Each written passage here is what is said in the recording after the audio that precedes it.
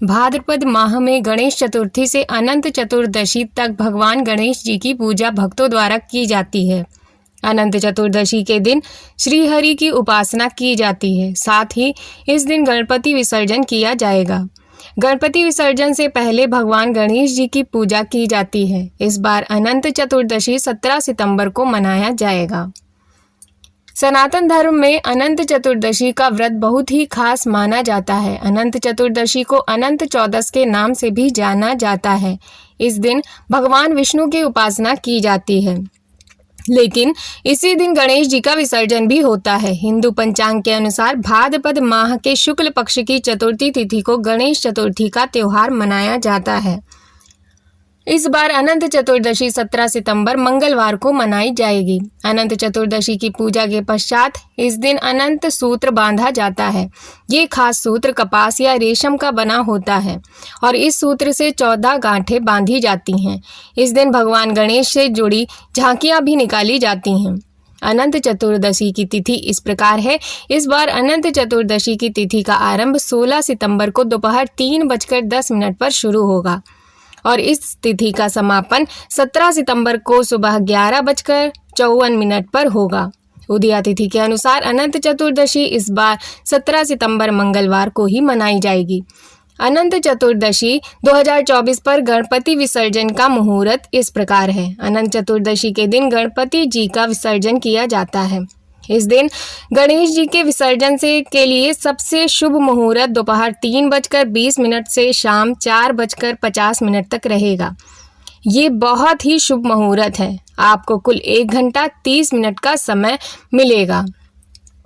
अनंत चतुर्दशी पूजन विधि। इस दिन प्रातःकाल उठकर स्नान करें और साफ सुथरे वस्त्र धारण करें। पूजा स्थल को साफ करें और उसके बाद गंगा जल का छिड़काव करें। फिर पूजा स्थल पर भगवान विष्णु की प्रतिमा या चित्र स्थापित करें।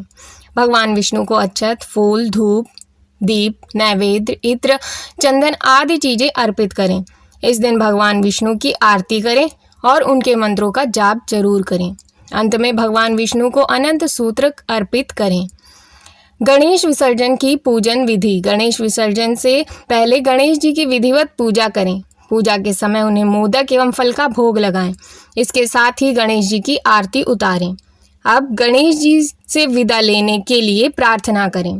पूजा स्थल से गणपति महाराज की प्रतिमा को सम्मान पूर्वक उठाएं।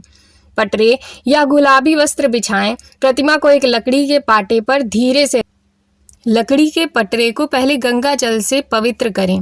गणेश मूर्ति के साथ फूल, फल, वस्त्र एवं मोदक रखें। थोड़े चावल, गेहूं, पंचमेवा रखकर पोटली बनाएं। उसमें कुछ सिक्के भी डाल दें। उस पोटली को गणेश जी की प्रतिमा के पास रखें। अब गणेश जी की मूर्ति को किसी बहते हुए जल में विसर्जित कर दें। गणपति का विसर्जन करने के पहले फिर से उनकी आरती उतारें और बाद में गणपति जी का विसर्जन करें।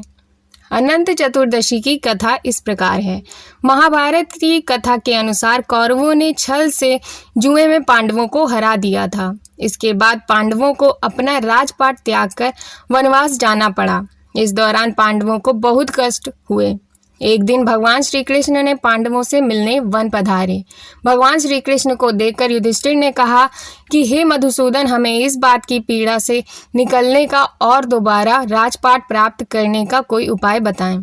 युधिष्ठिर की बात सुनकर भगवान ने कहा, आप सभी भाई पत्नी समेत भाद्र शुक्ल चतुर्दशी का व्रत रखें और अनंत भगवान की पूजा करें। इस पर युधिष्ठिर ने पूछा कि अनंत भगवान कौन हैं? इनके बारे में हमें बताएं। इसके उत्तर में श्री कृष्ण ने कहा कि यह भगवान विष्णु का ही रूप है।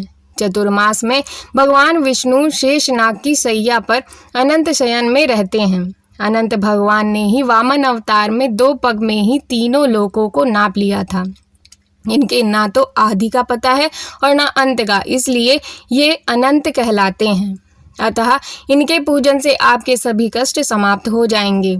इसके बाद युधिष्ठिर ने परिवार सहित यह व्रत किया और पुनः उन्हें हस्तिनापुर का राजपाट मिला। आप सभी लोगों को अनंत चतुर्दशी की हार्दिक शुभकामनाएं। बोलो विष्णु भगवान की जय।